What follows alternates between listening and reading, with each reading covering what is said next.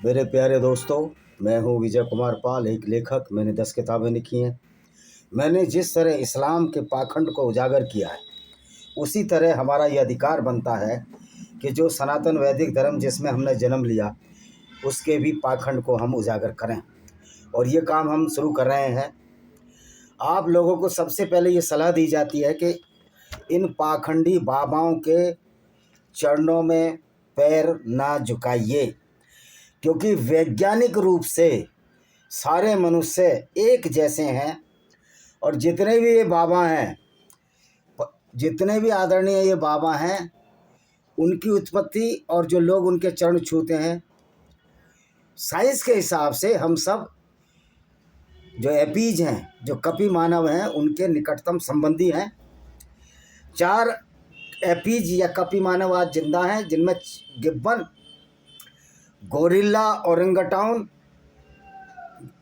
Chimpanzee, gibbon, gorilla, orangutan और chimpanzee है, Gibbon, gorilla, ओरंगटाउन, ये 4 हो गए ना। तो इन्हीं से हम धीरे धीरे इनके निकटवर्ती रिश्तेदारों से हम बने हैं। हिंदू सनातन वैदिक धर्म में पाखंड फेंकते हैं बाबा, ये दुर्गंध बड़े कीड़े हैं। आश्चर्यजनक बात है कि इन पाखंडी बाबा भी जातियों को मानते हैं। आज तक शंकराचार्य जन्मना ब्राह्मण होता है। हमको दयानंद सरस्वती के विचारों पर चलना कर देश के दिशा दे सकते हैं। हमारे धार्मिक स्थान अब पाखंड के अड्डे बन चुके हैं। जो जितना बेईमान है वही भागवत और महाभारत की पता करा रहा है। तो ऐसे पाखंडी बाबाओं के आगे बढ़ाने से अच्छा है कि आप मंदिरों में दान चढ़ाना भी बंद करें। इससे ज़्यादा आप जानवरों की सेवा करें, या कोई गरीब आदमी वास्तव में गरीब है उसकी सेवा करें। तो दोस्तों, हम ये कह सकते हैं, जैसे ये बाबा पर्ची निकालते हैं, इस बाबा पे बीए पास नहीं हुई और ये पर्ची निकाल कर ये जो ट्रक से लोगों को बेवकूफ़ बना रहा बाबा बागेश्वर धाम, और इतने ज़्यादा लोगों की भीड़ जमा है वहाँ पर। तो हम लोगों को दयानंद सरस्वती के विचारों का अध्ययन करना चाहिए।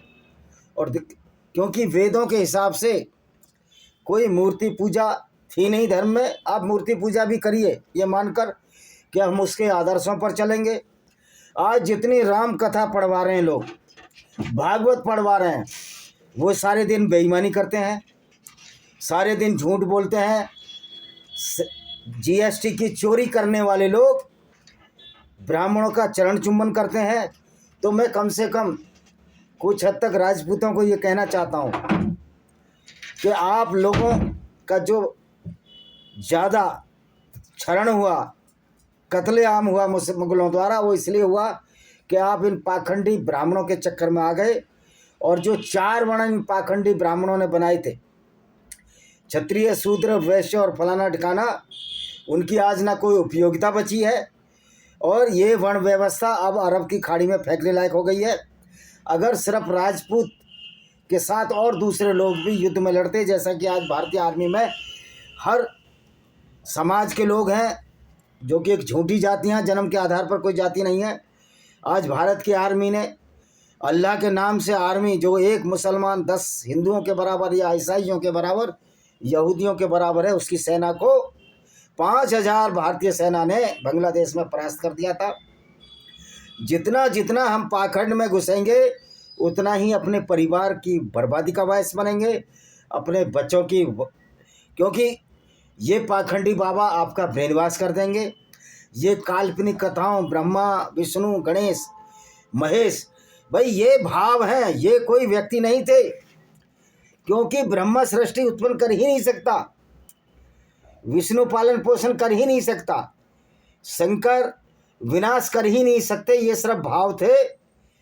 एक मूर्ख लोगों को समझाने के लिए ब्रह्मा, विष्णु, महेश एक काल्पनिक शक्तियां बनाई गई थी। हर तरह के देवता बनाए गए थे। बारिश बरसा रहा है, यानी जिस चीज़ से आदमी डरा उसी को उसने भगवान मान लिया। मौत के लिए यमराज नाम का एक देवता बना दिया, जो कि महिषासुर, जो कि भैंसे पर चढ़कर आ रहा है, उसका विकराल रूप कि ये मौत का दानव है। तो ये जो पाखंड है, ये हमारे जो लोगों ने फैलाया शुरू में 4-5 हजार साल से पहले तो कोई ना जाति थी ना 20,000 साल पहले, या जब का भी ये राम सेतु है इसका भी कोई ऐतिहासिक तो तथ्य है नहीं कि राम सेतु कहीं है। तो राम की पीढ़ियां जो किताबों में लिखी हैं उनके आज के वंशज किधर हैं कहाँ हैं कोई पता नहीं है। तो पहली बात तो है 6,000 7,000 साल पहले या 10,000 साल पहले तो लोग भाषा इवॉल्व ही नहीं हुई थी। तो ये जितने भी वेद पुराण लिखे गए हैं ये 3,000 साल या 2,000 साल 4,500 साल इससे ज़्यादा पुराने नहीं है। जबकि हम जैसा मानव जो आज हम 2 हाथ 2 पैर में हम जैसी शक्ल के मानव 2.5 लाख वर्ष पूर्व इसमें अस्तित्व में आ चुके थे, जिनको कि होमो सैपियंस के नाम से जाना जाता है। उससे पहले क्रोमैग्नॉन थे, ऑस्ट्रेलोपिथेकस थे, नियर्डथल थे। किसी धीरे धीरे सने सने हमारा विकास हुआ। और हमारा विकास भी मैं इन नियो बुद्धिस्ट को भी कहना चाहता हूँ कि आप जब ये बोलते हो आर्य बाहर से आए, तब आप इनकी इस थ्योरी को, जो वर्ण व्यवस्था की थ्योरी को आप मजबूती प्रदान करते हैं। सच्चाई ये है कि कोई भी व्यक्ति भारत में जन्मा ही नहीं, भारत में मानव का विकास ही नहीं हुआ। मानव का विकास हुआ, कभी थोड़ी देर बाद जाना पड़ेगा, मैं करता हूँ, मत जाओ,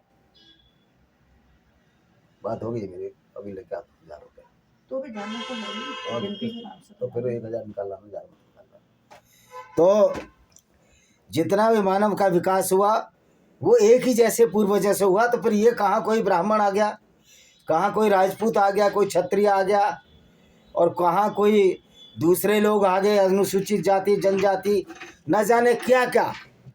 और आज जब उन सताए लोगों को आरक्षण मिल रहा है तो ये बोल रहे हैं जातिवाद ख़त्म करो।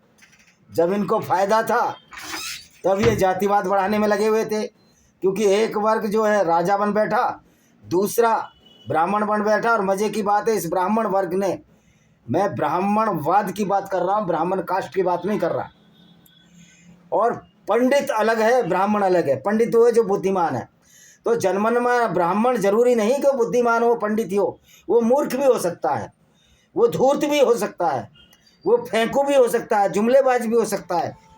बड़े दुख की बात है कि आज ये भारतीय जो सरकार है बीजेपी की, ये इसी पाखंडवाद को बढ़ावा दे रही है। कम से कम मैं राजपूतों से, अनुसूचित जाति जनजातियों से और पिछड़े वर्ग के लोगों से कहना चाहता हूँ, इन पाखंडी ब्राह्मणों के चरण चुम्बन छूना बंद करो। क्या मूर्खता भरी आइडियोलॉजी है कि एक ब्राह्मण की हत्या महापाप है, और वो ब्राह्मण दूसरों को नीच भी कह रहा है। ब्राह्मणवादी ब्राह्मण की बात कर रहा हूँ मैं, ऐसे ब्राह्मणों की नहीं, जो क्यों दयानंद सरस्वती भी तो ब्राह्मण ही थे जन्मना। उन्होंने तो जातिवाद को खंड खंड विक्षिप्त कर दिया, छत विचत कर दिया। तो दोस्तों, ये हमारे धार्मिक स्थान पाखंड के अड्डे बन चुके हैं। हमें वेदों की तरफ होना होगा।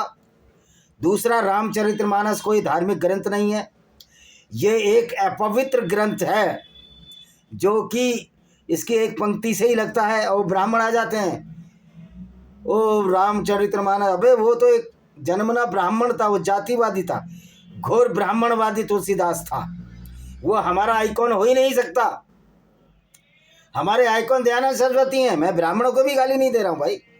जो विचारधारा हमारी है कि पूरी दुनिया वसुदेव कुटुंबकम, जो उस पर चल रहा है वो ही सच्चा सनातन वैदिक धर्मी है। और जो जातिवाद के नाम पर ऊंच नीच फैला रहा है वो लुच्चा लफंगा गुंडा है, और उसमें बहुत सारे गेरिए वस्त्रधारी भी हैं।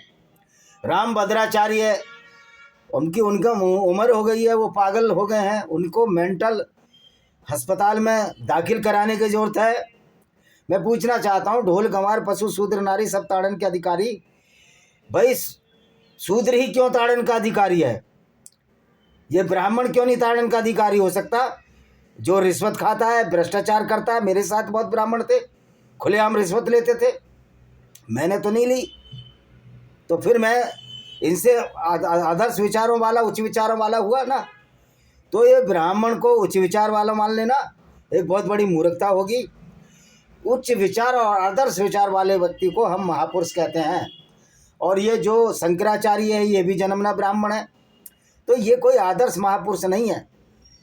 किसी भी गैर ब्राह्मण को इन ब्राह्मणों के पैर नहीं छूने चाहिए, क्योंकि सबसे ज़्यादा बलिदान अगर दिया है तो राजपूतों ने दिया है।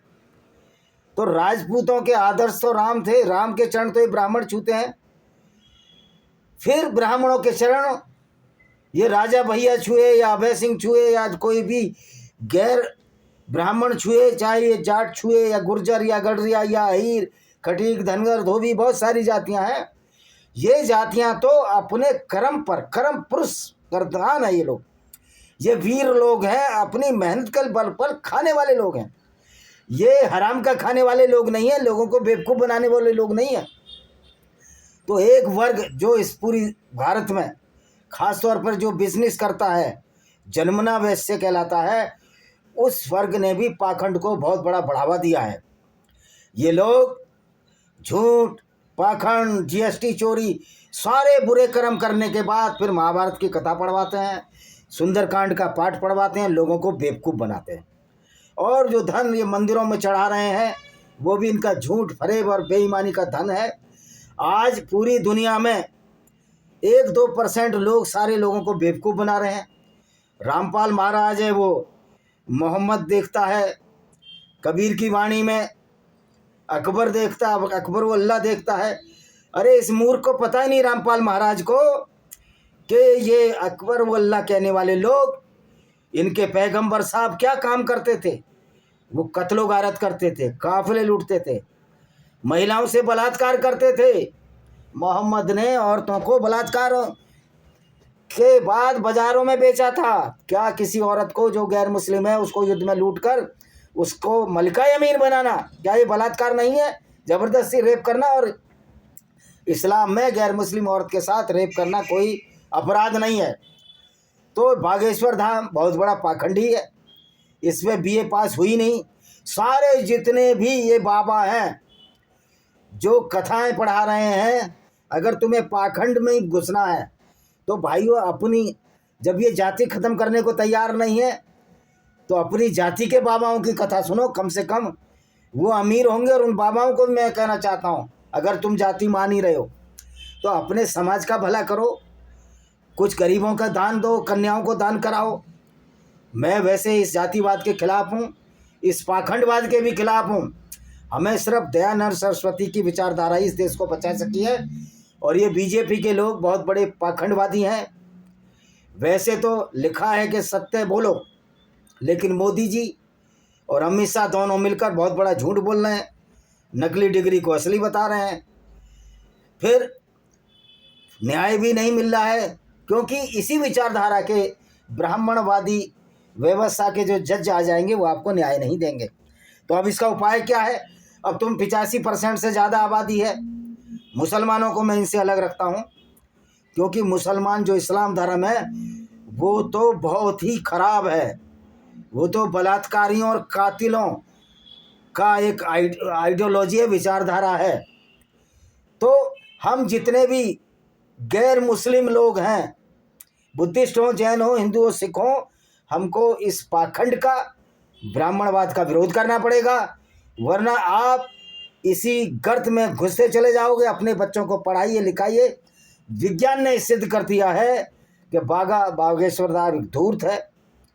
अब ये बताओ, इधर से उधर गेरुए वस्त्र पहन रहे हैं, और एक बाबा है वो कह रहा है कि वो नाम याद नहीं है, जौनपुर का है, कि अंबेडकर साहब ने संविधान नहीं बनाया, बेनेगल नरसिंह राव में संविधान बनाया जो जन्म से ब्राह्मण थे। ओ भाई, जन्म से अगर ब्राह्मण है, अगर वो पढ़ नहीं रहा तो क्या संविधान बना सकता है? तो जो हमको शिक्षा है वो ही हमको ब्राह्मण बनाती है, ब्राह्मण नहीं पंडित बनाती है, विद्वान बनाती है। ये ब्राह्मण तो शब्द जिन लोगों का, इस शब्द को बंगाल की खाड़ी में फेंक देने की जरूरत है। देखिए, जब आप उनका सम्मान नहीं करोगे तो अपने आप जो उनकी औकात है वहाँ आ जाएंगे।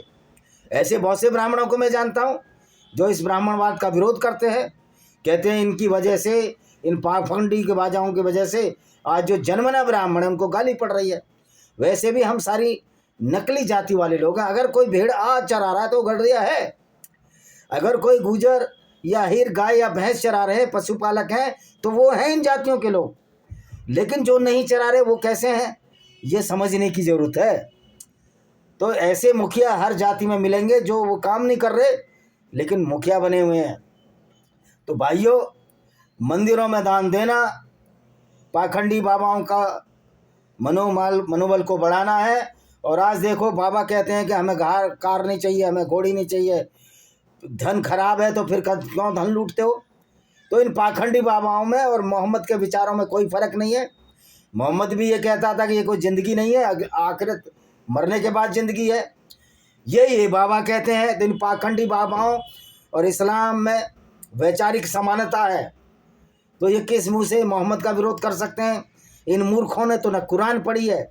और मज़े की बात है, यति नरसिंहानंद सरस्वती जी ने तो, अब यति नरसिंहानंद वैसे भी वो उसको बेचारे को कौन था, वसीम रिजवी जो राजपूत था जन्मना, जिसके पूर्वज मुसलमान बन गए, उसको त्यागी बना दिया। अरे भाई ये सरनेम लगाने की क्या जरूरत है, मैं तो कोई सरनेम नहीं लगाता। तो असली सनातनी तो मैं हूँ, क्योंकि सनातन धर्म में जन्म से कोई जाति नहीं है। जो सरनेम नहीं लगाता वही हिंदू है, जो सरनेम लगाते हैं वो नकली जातियों के साथ पाखंड को बढ़ावा दे रहे हैं। और भाई मैं राजपूतों से ही कह सकता हूँ और अन्य पिछड़े वर्ग और SC ST से, भाई इन ब्राह्मणों के, पाखंडी ब्राह्मणों के चक्कर में मत पड़ो। और कुछ लोग जो बेईमान हैं, जो बिजनेस में लगे हुए हैं भारत में, वो तो पाखंड को इसलिए बढ़ावा देते हैं कि उनको डर लगता है कि हम बुरे काम करते हैं। लेकिन एक दिन इन पाखंडी बाबाओं का और इन पाखंड बढ़ाने वाले जो कि दिन रात बेईमानी करते हैं, धन उपार्जन में लगे रहते हैं, इनका पब्लिक तिरस्कार करेगी। और मज़े की बात है, ये बाबा हवाई जहाज़ में चलेंगे, बाबा कारों में चलेंगे। अब एक जहाँ करोड़ों लोग MSc BSc PhD कर कर भूखे मर रहे हैं, नौकरी नहीं है, वहाँ ये बागेश्वर धाम जैसा जिस पे ग्रेजुएशन भी नहीं हुई, वो लोगों को बेवकूफ़ बना रहा है, करोड़ों रुपए कमा रहा है। रामपाल एक इंजीनियर था, पता नहीं डिप्लोमा इंजीनियर है, वो लोगों को बेवकूफ़ बना रहा है। और हमारे लोग भी बेवकूफ़ बन रहे हैं, ये आपको सोचने की ज़रूरत है। अगर सही मायने में सनातन वैदिक धर्म को बढ़ावा देना है, इन पाखंडी बाबाओं को तिरस्कार करना पड़ेगा, वर्ण व्यवस्था को समुद्र में फेंकना पड़ेगा, जातिवाद को समुद्र में फेंकना पड़ेगा। नहीं वो दूर नहीं कि सारे हिंदू धर्म छोड़कर या तो बुद्धिस्ट हो जाएंगे या जैनिज्म में चले जाएंगे या नास्तिक हो जाएंगे, जिसकी बहुत बड़ी संभावना है। क्योंकि कोई भी धर्म एक कड़ी, एक गुलामी की जंजीर होता है। ये हमारे ओशो रजनीश, जिनको लोग गालियां देते हैं, कम से कम उनके विचारों पर चलो और देखो कि किस तरह रजनीश ने जो हमको ज्ञान दिया है, उसमें इन पाखंडवाद की धज्जियां उड़ाकर रख दी हैं। तो हमें चलना है दयानंद सरस्वती के विचारों पर। और महर्षि महेश योगी से, महर्षि आचार्य रजनीश जैन से कोई बड़ा दार्शनिक नहीं हुआ। लोग उन पर आरोप लगाते हैं कि औरतें रहती थीं, उनका चरित्र बेदाग था। इसी के साथ हम इस वीडियो को विराम देने की कोशिश करेंगे। और ये किताब जरूर पढ़ लीजिए, लेमेंट ऑफ सिंजार, जिसमें इस्लाम की गुंडागर्दी का पूरा लोक है। आशा है कि ये वीडियो आपको पसंद आएगा। वीडियो को शेयर करें, चैनल को सब्सक्राइब करें, बेल आइकन दबाएं, ताकि आने वाले दिनों में ये आपको नोटिफिकेशन मिल सके। वंदे मातरम, जय हिंद।